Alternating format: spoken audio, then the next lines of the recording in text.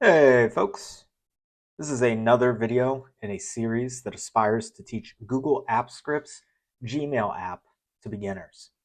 In previous lessons, we've learned how to send emails, how to send attachments, how to send HTML emails with HTML signatures, how to send carbon copy messages and blind carbon copy messages.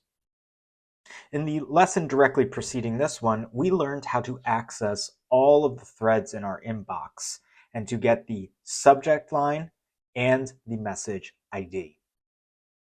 We're going to resume by navigating to the Files menu, where we'll be creating a new script file. You can call this file whatever you want to. I'm going to begin by using a prefix of h underscore, followed by filter underscore email. I'm going to hit enter. Now, the reason that I do this is so that I can sort my file directory alphabetically if I need to. The focus of today's lesson is going to be building on the read subject lesson, where we are going to collect all of the messages from our inbox. We're going to identify the message subject line and the message ID, and then we are going to filter our messages based on a specific subject line. I'm going to begin by clearing out the boilerplate code. You can keep it if you want to. I'm going to create a new function. So I'm going to type the word function and I'm going to call it filter, capital E, email. I'm going to have an open parentheses. We are merely using this function in order to run our code. So we are not going to be using any input variables. Thus, we can keep the parentheses empty. I'm going to hit the right arrow on my keyboard and I'm going to hit space. I'm going to open up a set of curly brackets and I'll hit the enter button 2 times. I'm going to add 2 slashes so that I can add a comment. We're going to begin by accessing the Gmail library. We're going to hit enter and tab. We're going to declare a variable, which you can use whatever name that you want to. I'm going to use the word inbox. I'm going to set that equal to capital G, Gmail app, capital A, app. I'm going to use a dot method, and then I'm going to use get, capital I, inbox, capital T, threads. I'm going to open up a set of parentheses. We are not going to be using anything in the parentheses, so we can leave it blank. We're going to hit the right arrow on our keyboard, and we are going to use a semicolon. I'm going to hit the enter button twice, and then I'm going to align my cursor so that my indentation remains consistent throughout my project. So I'm going to do Shift Tab, and now I am lined up with my comment on line 3. I'm going to add 2 slashes for another comment, where we will be iterating through the inbox threads. I'm going to hit enter and tab. In the previous lesson, we saw through logging out the variable on line 4 that Gmail app.getInbox threads produces an array or a list of objects, which is represented by the word Gmail threads. So when you do that, you can't get the names or the messages or the IDs or anything like that. You need to iterate through each of them and then individually pull out the information that you want. We're going to do so by using a for loop. So we're going to write the word for. We're going to open up a set of parentheses. We're going to use a variable to represent our iterable. Typically, the letter I is used in your for loop. I stands for iterable, but you can use whatever variable you want to. I'm going to say for I space in space, and then you're going to reference whatever name you've used on line 4. So in my case, I use the word inbox, and you'll notice when I type the word inbox, the grayed out variable name now is more prominently visible with black text color. So look, I delete the X, you can see it's grayed out. I add the X and I am using that name and it now appears. Additionally, if you highlight it, you'll see that the word inbox has some type of highlight throughout the script, but the direct reference has a darker blue. This is a good way for you to kind of check on the fly if the words that you're using, the syntax that you're using in your script is aligning with your intention. We're going to hit the right arrow on our keyboard twice or one time, and we're going to go on the outside of the parentheses. We're going to hit space, and we're going to open up a set of curly brackets. We're going to hit enter once, and now we are going to add 2 slashes for a comment where we will access the subject line. We're going to hit enter and tab. I'm going to declare a variable of subject line. I'm going to set that equal to inbox square bracket, and then we're going to use whatever the iteration variable is. In my case, it's the letter I. We're going to hit the right arrow on our keyboard, and we're going to hit dot. We now have access to a bunch of native methods and functions within Gmail app.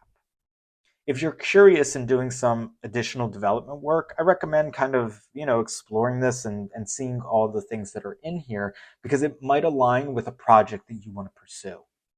For my purposes, I want all of the email threads in my inbox. So because I want to get something, typically that means you'll have a get command, right? So you can see that once I start typing get, I get all of these things, right? I get first message, subject line, I get ID, get labels, get message count, get permalink, get last message date, all that type of stuff. So for my purposes though, I'm going to use get, capital F first, capital M message, capital S subject. I'm gonna have an open parentheses. I don't need to use anything within those parentheses, so I'm gonna hit the right arrow on my keyboard and add a semicolon. I'm gonna hit enter twice, add 2 slashes for a comment, and now I'm going to log it. I'm going to hit enter and tab, capital L, logger.log, open parentheses, and then whatever the variable on line 9 is called. So for me, it's called subject, capital L, line. I hit the right arrow on my keyboard, add a semicolon, and I'm going to hit run. The reason that this happened was because I had not saved my project to Drive, and I had changed the function name that I had there. So check it out. On line 1, I have the word filter, capital E, email, and the error message I'm getting is saying attempted to execute my capital F function, but it was deleted. So what happened was I changed the function, but the name up here was still trying to call my function, and I got an error. So if you're getting this error, it's because you changed the function name and did not save it. My apologies for not denoting that earlier. So I'm just going to hit run, and now it will run. Now, I've been using Gmail app throughout this project. So all of the videos in this lesson have already been using Gmail app. So I gave it permission to access my Gmail. If you got a prompt that is asking you to give permission, allow permission, go to advanced, and allow all the access to it. Google is telling you that you have an unverified app because it has not been submitted to Google for review. So they are merely saying to you that, look, if you run this code, you are allowing access to your Gmail. Is it what you really want to do? We are not going to be doing anything malicious. There is nothing that anybody can see. This is merely you accessing your own email. So if you are having that, feel free to pause the video, go through all that type of stuff, and then resume. We have successfully completed my extraction of all of my email subject lines. Now, a caveat that I should have said in the first video about this, and I'll say now, is if you have thousands of emails, this is going to take a really long time.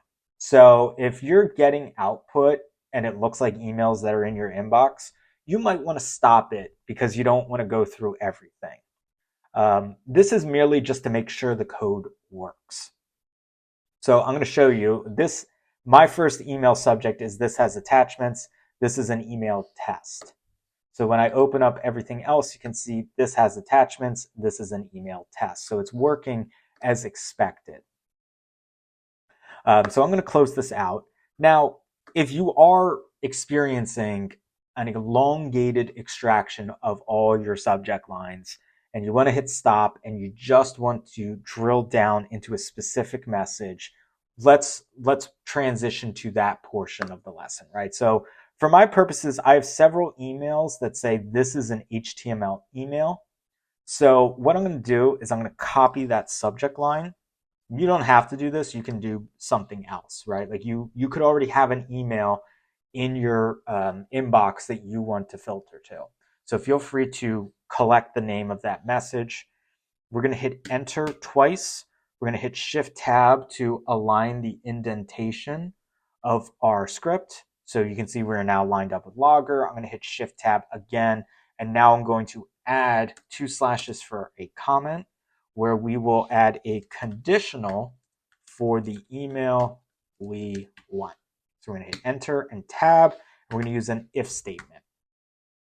We're going to open up a parenthetical where we are going to define the condition that we want the if to return. So the first argument is the input. In this case, we're going to be using our subject line variable or whatever variable name you used on line 9. So I'm going to type subject line space double equal signs.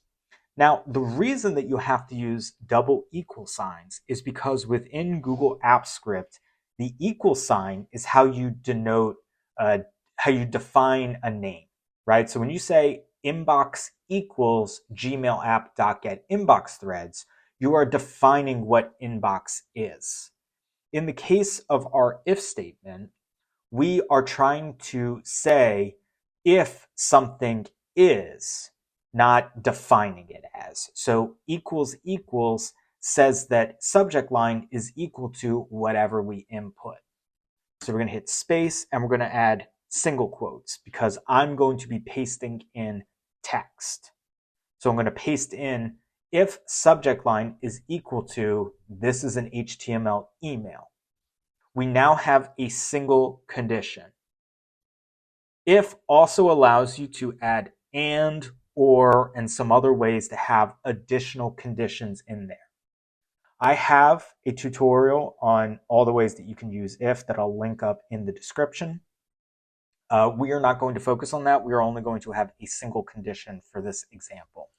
So I'm going to hit the right arrow on my keyboard twice. I'm going to hit space, and I'm going to open up a set of curly brackets where we can define what we want to have happen if the condition is met. In this case, if the subject line is equal to, this is an HTML email. I'm going to hit enter twice, and I am going to add a variable where I am going to get the, you know what, we're going to just log the subject line. I'm going to hit enter and tab. So I said a variable, but we're going to use capital L logger dot log, and we'll do subject line, and we'll add a semicolon. Actually, you know what we're going to have to do? We're going to have to use inbox square bracket I dot, you know what? Let's just get the messages. Get capital M messages, and we'll have open parentheses like that. So I'm going to hit save, and I am going to run. Okay, you know what? I'm going to stop that because we have all those subject lines too. So I'm going to comment out log. So I'm going to highlight lines 12 and 11. I'm going to max, so I'm going to hit command slash, and then it comments all that out. So that's just going to help with our execution log. So let me just kind of say, like, look, we have, this has attachments. That's because that's the logging from line 12 here that is pulling out the subject line. And then as we get down a little bit further, you can see that this is an HTML email, and then we're getting this Gmail message. And then we go down a little bit further and we get, this is an HTML email, and we're getting a Gmail message. So it's working well, but we are not getting the contents of the message. And the reason for that is because get messages is also an object, the same way that our subject line is an object. So to make this a little bit easier, let's do get first message subject with an open parentheses. So I'm going to hit save and run. And now you can see that we are only getting emails that say this is an HTML email. And the reason that this is continuing to run is because it is continuing to go through our inbox.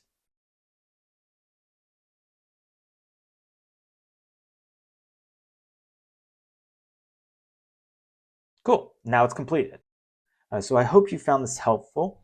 In Future lessons, we are going to learn how to access the body of the messages in order to extract the text that is written in there, as well as how to organize and delete emails and all that stuff. So if you want to follow along, there's a playlist in the description, and it's also linked up on my channel page.